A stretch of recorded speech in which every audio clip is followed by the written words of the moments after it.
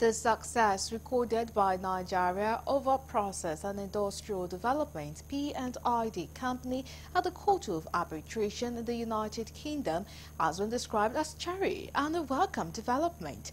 The federal government had lost a case in 2017 over alleged breach of a gas contract which started in 2003 and was asked to pay a damage sum of 6.6 billion to P&ID Company. Correspondent Gabriel Odia takes a look at the implication of the judgment if it was the other way around.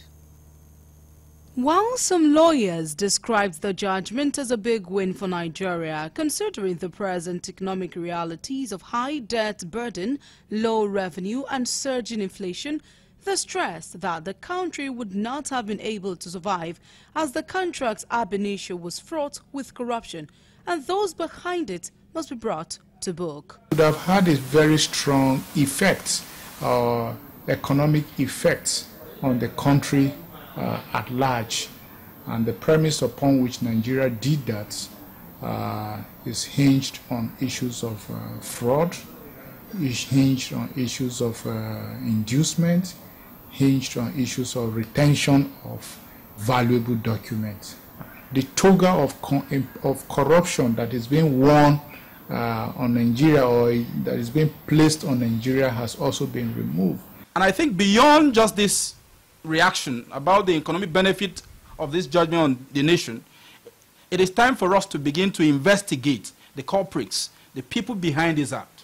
Because for me, it is the worst sin you can ever commit against your country, to betray your nation at the expense of the economic survival of its citizens. They say the judgment has further opened a new chapter in commercial and property law.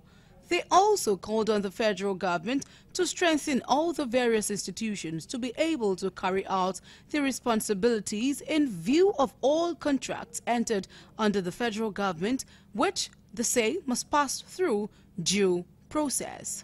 And I think the Nigerian judicial system, the Nigerian legal community, and the Nigerian arbitration community will learn from this to say, no, going forward, if we are to engage in this kind of contract, we will pay attention to details in terms of ethical issues involved in the contractual relationship, of standard operating procedures involved, rules of engagements involved, rules of confidentialities involved, and all of that. Our nationalism or patriotism on the part of Nigerians is on a huge decline.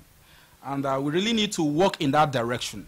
We need to strengthen our institutions in such a way that this kind of act will not repeat itself again. Because assuming they succeeded, some of the Nigerians who were part of this arrangement had their own share from that award that was awarded. So such persons should be punished so that it will serve as deterrence to other persons who may be tempted to tour this line of action in future. The lawyers equally expressed dissatisfaction with those officials who brought this untold act and called on the government to fish them out and prosecute them.